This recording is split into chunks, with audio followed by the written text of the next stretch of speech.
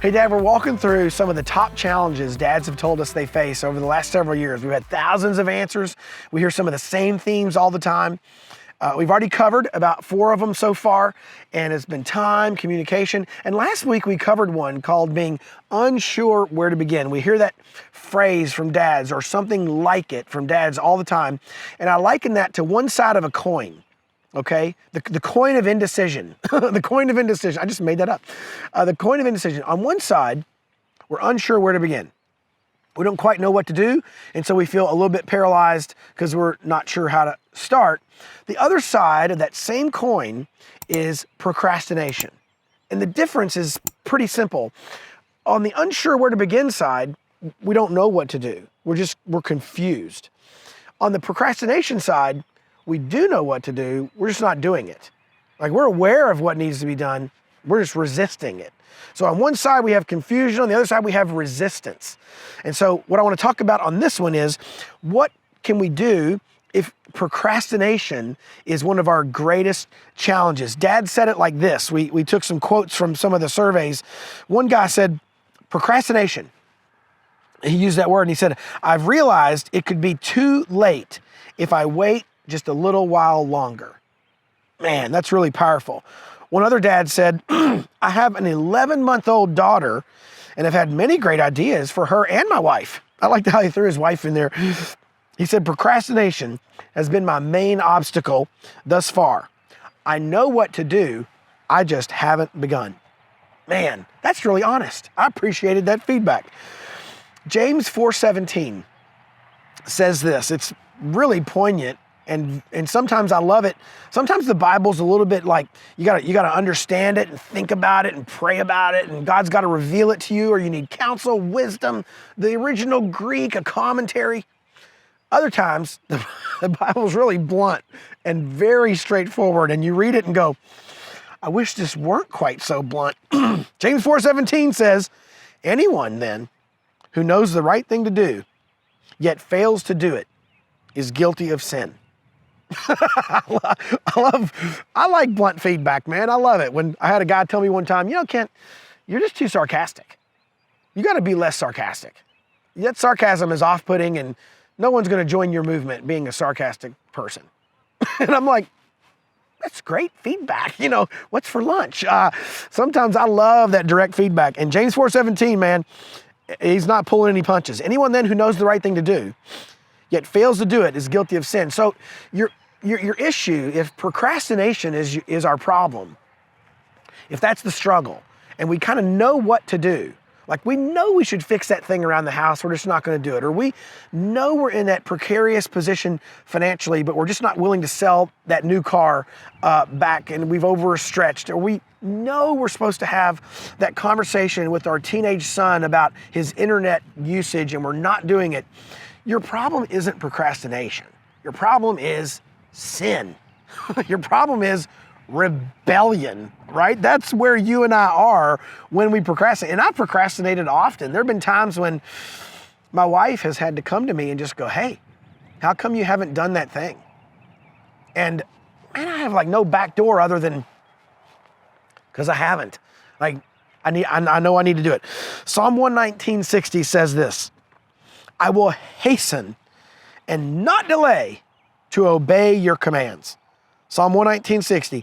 I will hasten and not delay to obey your commands. Think of, in the Old Testament, think of Noah.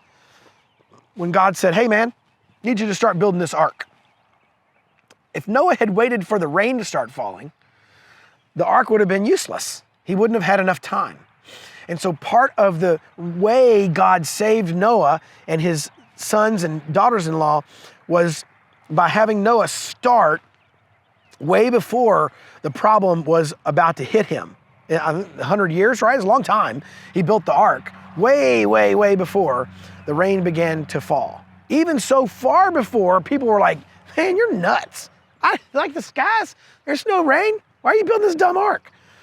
Dad, for you and me, sometimes the problem that we're letting fester, it's relational, it's financial, it's health related, it's marital. The problem that we're letting fester will become a cancer that we can't eradicate if we wait too long. So the challenge last week with being unsure where to begin is something might not get started because we need to start it. In this case, when we're procrastinating, something may get worse and worse because we're not stepping in and fixing the piece of it that we can possibly fix. And so if you struggle with procrastination, I want you to know you're not alone, but I want to tell you a story. I used to run a marketing consulting firm, and we had a few clients, half a dozen, and I owed them things like a website or a marketing plan or, a copy, a new advertisement or something like that. And every now and then I'd get to a place where I was putting off getting my work done. And I found a little secret that allowed me to become a much more effective business leader. And it was called the deadline. And what I would do is I would call one of my clients and I would say, hey, that marketing plan I owe you, I'm ready. We need to meet. Can you meet next Friday? And they would say, sure. And I'd write it down and we'd have a meeting. I didn't have that marketing plan done. I might have had a couple notes on the back of a napkin, but that's all I had. But here's what I knew. I knew an external commitment to another human and a deadline would bring it all together. So Dad, if you've been procrastinating, let me do this. Let me save the idea. That's the story. Let me save the idea for this week's mission. Let's turn this story into this week's mission.